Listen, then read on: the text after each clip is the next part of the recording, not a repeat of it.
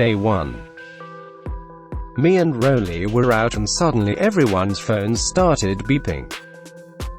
We knew something was going on. Everyone started freaking the ever-loving shit out, so we headed back to my place as fast as possible. Turns out North Korea's got a nuke headed our way. Fuck those guys. I thought we had absolutely no chance of survival, and it was the end for me. Then I realized our next-door neighbors, the Johnsons, always were freaking out about the end of the world or some stupid shit like that. I still believe they're stupid, but their underground bunker was the only hope we really got. We snuck into their house and my mom beat the ever-loving shit out of them. And considering Garfield Johnson, the supposed man of the house, weighs 400 pounds, just as any other Alex Jones fanatic would, it was pretty easy. However, I'm kind of worried some kind of PTSD or something might set in on Manny after seeing that. Oh well, now we're stuck in this lame-ass bunker until further notice. Hope the supplies last. Rolly, what the fuck is that? Zooey mama. Day 2. It's been a day in this shithole, and as the shockwave hit, the temperature rose and it felt like a fucking sauna in here. Luckily, this place has some supplies, but among the 6 of us it might not last for that long. Especially since Rolly is apparently a food addict and has been eating non-stop ever since we got in here. Oh, and also, I was probably right about the whole PTSD thing with Manny. When we got in here, he immediately bolted towards the couch down here and started watching an empty television. I thought it sucked living with these idiots in my regular life, but being in a fucking bunker makes it 10 times worse. On top of all that, the government still hasn't made a single bit of contact with us. Looks like North Korea has really fucked us over. Although there's nothing to do down here, I still can enjoy seeing these fuckwads be miserable any day, even if it's the fucking apocalypse. I'm not sure if that's an unreasonable thought, because at this point I really couldn't give less of a shit. I mean, last week I was practically disowned for my anal vor addiction, so it's not like my life is getting any worse after all of this shit happened. At least Mom, Dad, and Roderick are taking this somewhat reasonably. I just hope nobody goes insane before we get help from the outside. Day 7.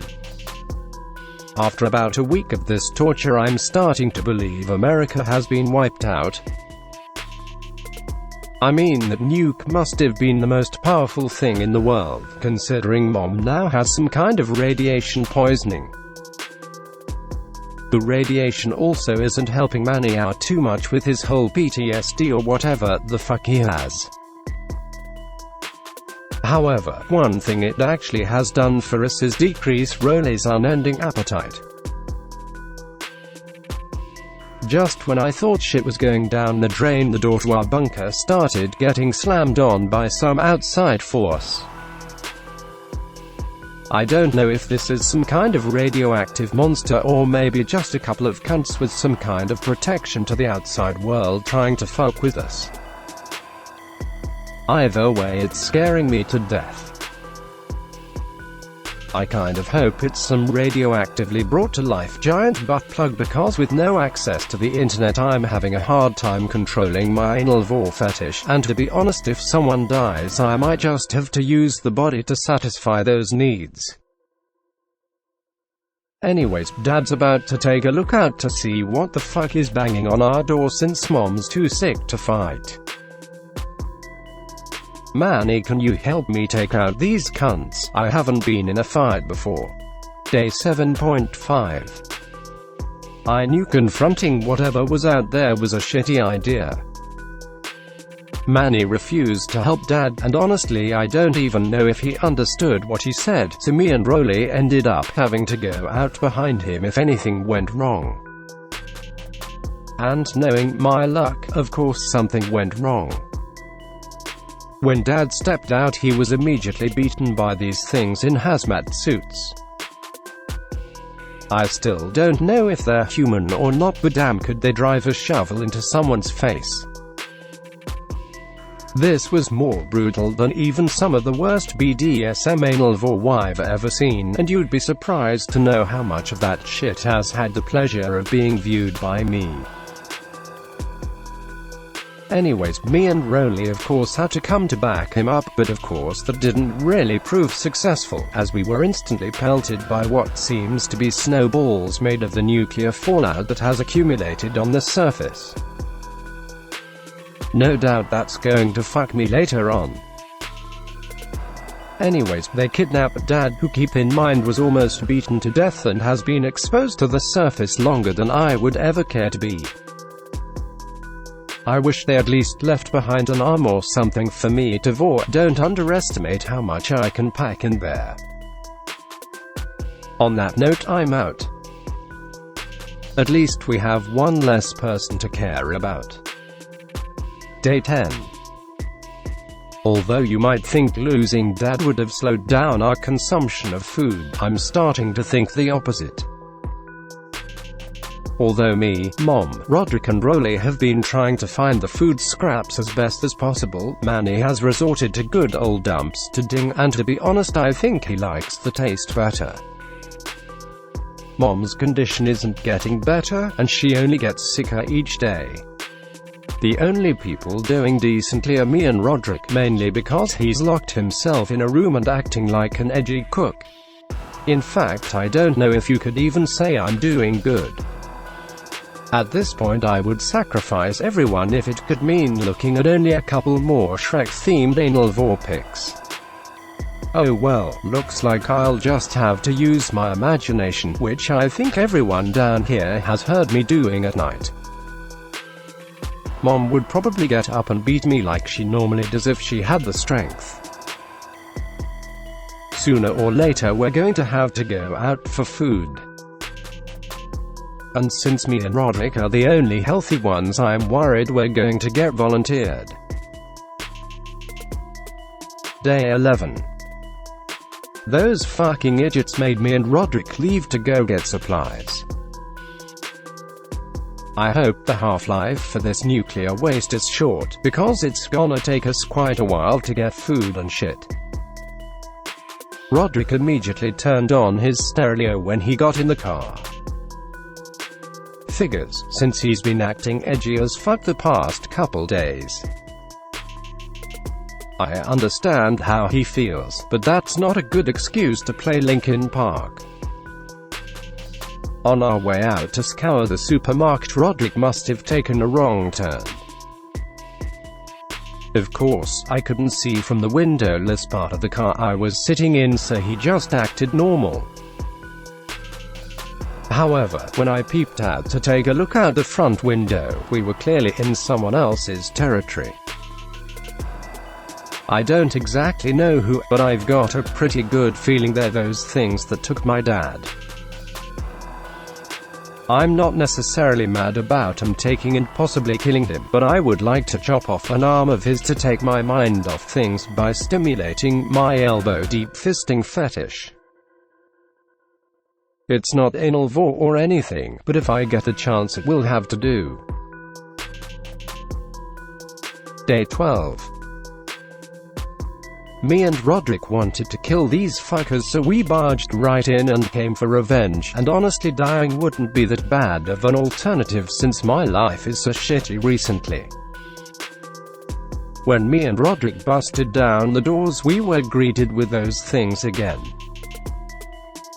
However, they didn't have masks on this time. I can't really describe their face other than it looks like they were mangled with some kind of power tool. The rest of the bodies are normal, it's just the faces. Since they don't really have a mouth, it's kind of hard to communicate with them, but they seem to want to keep us here, whatever that means. The room they're keeping us in is surprisingly comfortable, but the couch feels like it has something lumpy in it. Although it is pretty annoying, it's better than sleeping on the floor. I'm kind of scared to try to make a move against these guys. I don't really know if they have any superpowers or anything, but they're scary as shit. I guess me and Roderick are stuck in here until we find our moment to escape. Day 13. Me and Roderick went all of yesterday without eating. I thought they were trying to starve us, but luckily they brought us down for food. The only problem is the place had almost no food on them. Looks like me and Roderick are going to lose some weight. Do you have any more food though, or is this all we get? Also, me and Roderick noticed a weird smell coming from our room.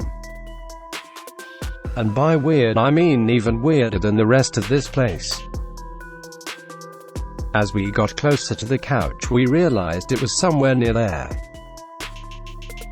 I unzipped the cushions and to my surprise it was my dad's dead fucking body. I almost puked despite the little food I had left in my stomach. That's it. I'm getting out of this shithole as soon as possible. Day 20.